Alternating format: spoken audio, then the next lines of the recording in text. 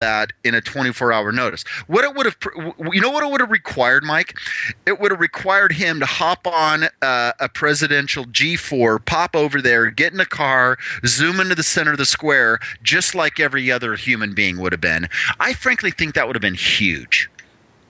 Not a chance. It's what I said. It's the optics, of which he's extremely hypocritical and ideologically. I mean, combined, the optics would have shown to the Muslim world that he was marching arm in arm against them. Now, that's not what happened, but I think he is so, dare I use the word, twisted in this respect, that he just didn't want them to see him there. Like I said, I believe that. So anyway, let's move on. But I just thought that was, what else the hell is is the administration going to say? Once again, they got shown to be completely tone deaf to what's going on, and they're scrambling, backhoeing and filling, as they say in the Midwest, to try to cover their asses. That's all it is.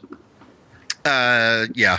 I think I'm cynical enough to think that this statement was discussed and prepared over the weekend. Oh, you know what? Here's the thing, man. There's going to be a bunch of people, so we got to come out and do something. Josh, what I want you to do on Monday morning, just get up there and say, oh, man, we totally should have done that.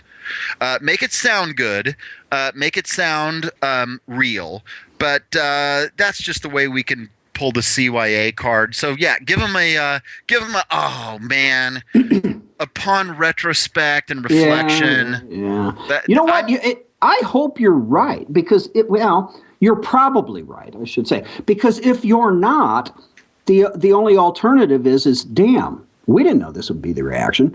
Well, we got to circle the wagons and we got to cover our asses. So that would even be more stupid. Not the covering the asses part, but the fact that, oh, God, we've been caught unawares.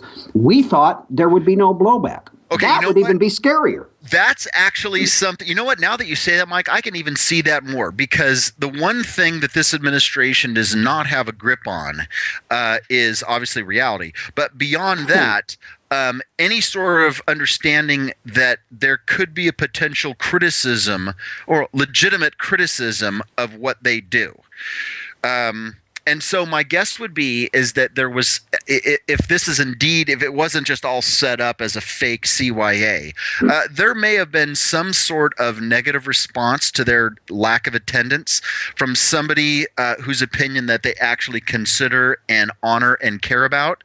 And it may have shocked them, like, wow, so something that we did wasn't honored by the usual suspects. So we do need to say something, because maybe we're wrong.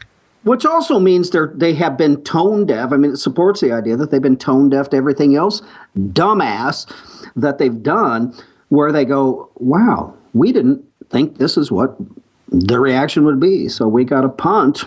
We got to backhoe and fill. All right, listen. Yeah, well, you know what, though? Here's the thing. Now that you're saying that, God, I'm all over the place on this. That predisposes some sort of critical self-evaluative pose, which I don't see that happening.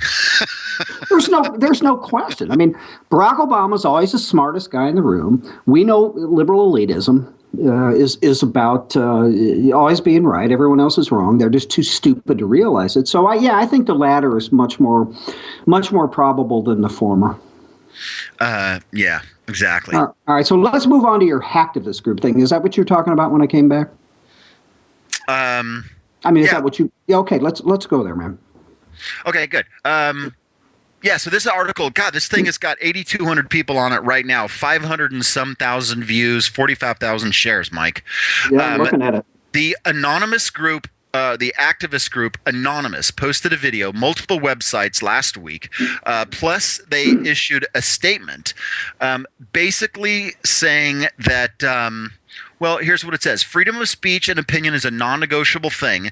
To tackle it is to attack democracy.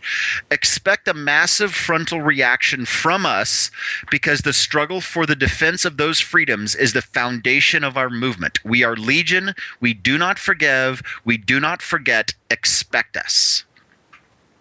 That's kind of cool, isn't it? Yeah. What do you think about that? I just find these people. I don't even know what the word is. They're kind of mysterious, are they not? Very much so. And well, in most cases, you tend to, like, if it was kind of a multiple choice question, or here's the issue, here's anonymous, and of course, we're most familiar with the hacks that they do against us, right? The government and so forth.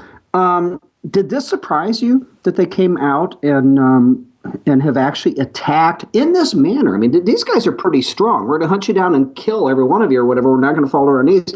Did it surprise you at all that they did this? Of course, knowing that they can't probably be found, but just their position on this. Did it surprise you at all? I don't know if I'd say it surprises me. My immediate follow-up is, okay, let's do this. Oh, absolutely.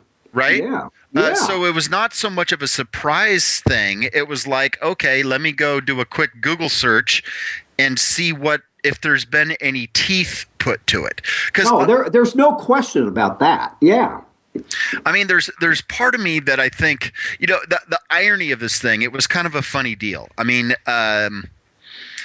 it's a Belgian group, and they've been all involved in this stuff before, different things. And, the last time they hit the IJR site, Victoria did an article a couple of months ago that hit 500,000. And but I actually wrote this sitting at a Starbucks in Beverly Hills. I had just seen Andy Garcia standing on the sidewalk right next to where my car was. Mm-hmm. So I had this cool celebrity sighting in Beverly Hills, and I'm at literally in Beverly Hills at a Starbucks. Danny had an appointment, and so I was just kind of just for the hell of it, any particular reason you were in Beverly Hills? My girlfriend works at Morton's Steakhouse, and she had a meeting up there. So the Morton's is in Beverly Hills? There's a Morton's in Beverly Hills, okay, right? I'm just nicking you. So go ahead. Yeah, I know. No, I was there. Every Saturday I go shopping at Van Cleef and Arpels for jewelry. No, but it was just a funny thing that I'm sitting in Beverly Hills at a Starbucks writing about this hacktivist group threatening the lives of these jihadis. Right. And it's so it was just kind of a surreal thing, as I'm editing the video, they've got this weird looking dude on the video, and I'm writing this thing, and I thought, you know what, this is an interesting world that we live in right now, man. That part of what they're doing is responding to these violent terrorist murders. Also, there were a bunch of municipal sites all across France whose home web pages were taken over by some ISIS group. So there's this media, what would you call it? Internet assault about all this stuff going on. But people are, I see, here's the thing is, I don't know if this is a real deal. I don't know if this is symbolic. I don't know if they're actually going to, I mean, it's one thing for some guy to put a mask on and make a threat and publish it, and everybody's like, oh, Anonymous is doing this. It's another thing for those guys to actually, put black outfits on, break into people's homes, and that part's not going to happen. But I think. Wait, you don't think there's actually going to be violence that occurs as a result? Well, how could it? The folks of Anonymous are going to do what you just said and follow through on this? I mean, how could they do that? I don't know, but isn't that the whole point? Isn't this what? So you think this is all just totally symbolic, empty threats? You said you were torn about the last thing we were talking about. I'm kind of torn here because Anonymous has a following. I mean, there are people who cheer, just as people cheered Snowden for what he did. I mean, there are people who cheer these people because they have been pretty, relatively speaking, powerful in what they do. So if it were just if it were just hyperbolic rhetoric and nothing happens as a result, then that's kind of a threat to their credibility, among those who think that they're all that.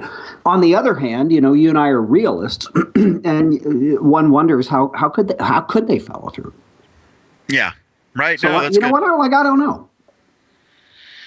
I just don't know. Let me back to your comment, and it was not a throwaway comment. It was just the question you asked about the world we live in now. And I recall the morning of 9/11. I was at my desk in my office. One of my people who hadn't come into work yet, excuse me, called and told me what happened at the first tower. I take everybody, the staff and everybody into the conference room. I turn on the TV and we watch it. We see the second tower go down live, and it's clear at that point that this is a terrorist attack on this country like we've never seen.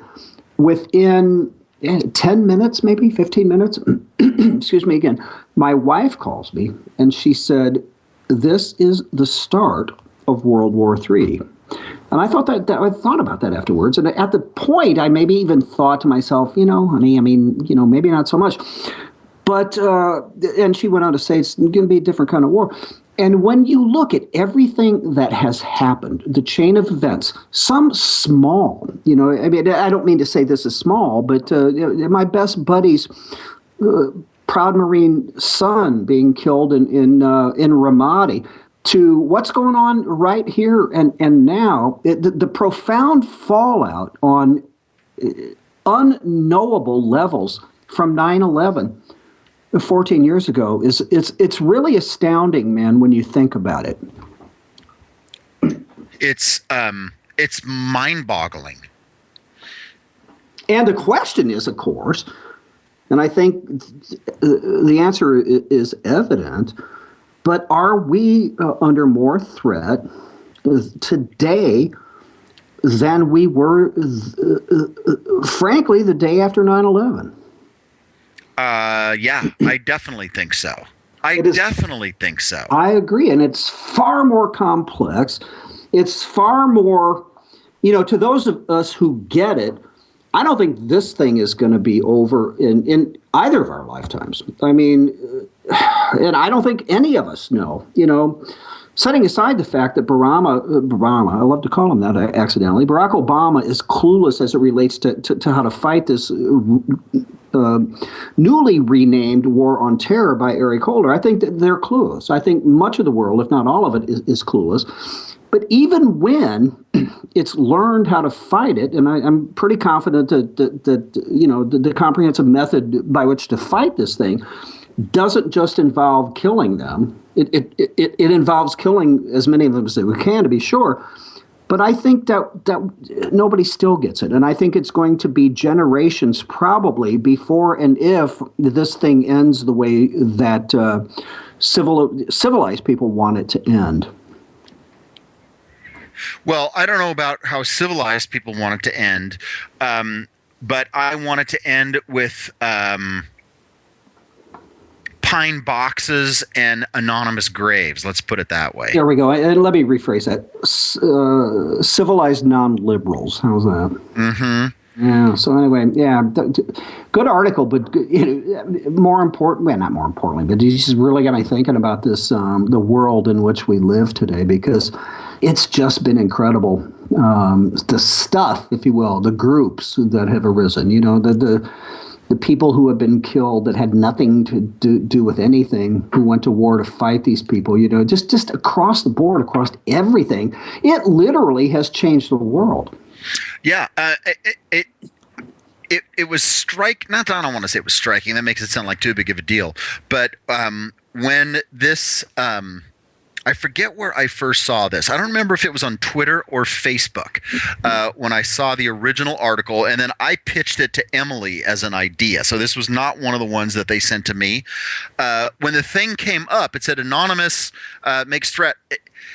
and I knew exactly what they were talking about. I knew who this group was, Well, sure. and it was like, you know what a strange world. A couple of years ago, if I had seen a headline